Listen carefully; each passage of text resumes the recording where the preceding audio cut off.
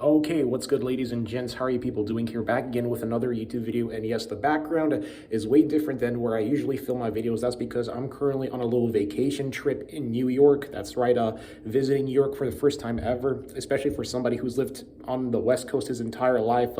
Super excited to be in New York for a couple of days, not here for a long time because, I'm going back, to California in a couple of days. But I thought I would knock this video out the way and just give my honest opinion on Bankman Fried being found guilty on all charges related to his,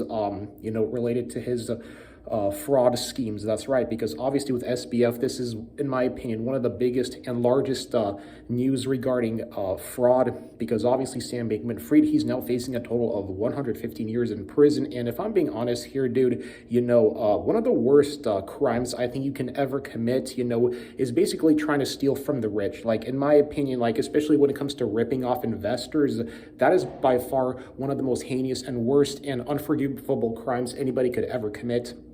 And, Sam Bankman-Fried thought he was going to fool the jury with his own testimony. But when it comes to his own testimony, dude, if I'm being honest here, his testimony was absolutely just horrendous. Like, I personally think that even a high schooler would give a better testimony than Sam Bankman-Fried could, because just that testimony from him was absolutely horrible. But obviously now he's facing 115 years in prison, so his life is practically over at this point. His freedom is forever gone.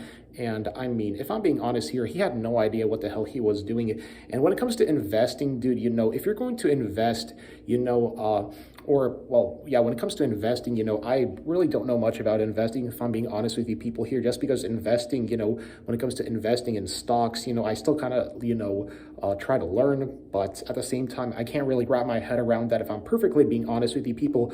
But the only thing I'm going to say is never try to steal from the rich, because it's just not going to end well for you, okay? And Sam Bankman-Fried is a perfect example of that. He tried to think he's the smartest guy on the planet, when in reality, the only thing he really did with his stupid, with his fraud, is that he basically ruined his life. So the only thing I'm taking away from this is that if you try and steal from the rich, and if you try to rip off people, then you can expect your life to be ruined. No other way to say this. And yeah, so right now, he's facing 115 years in prison, and this is one of the, craziest fraud stories I've ever read about, especially involving crypto, because obviously it's just crazy to me how even all the top athletes like Tom Brady and Shaquille O'Neal, they invested their money into Sam Bankman-Fried's FTX company, and I think they even got paid to promote it, from what I've read, and now it just seems like that with Sam Bankman-Fried, with him trying to steal from the rich, it just didn't end well for him. So yeah, I guess you could say this is a great example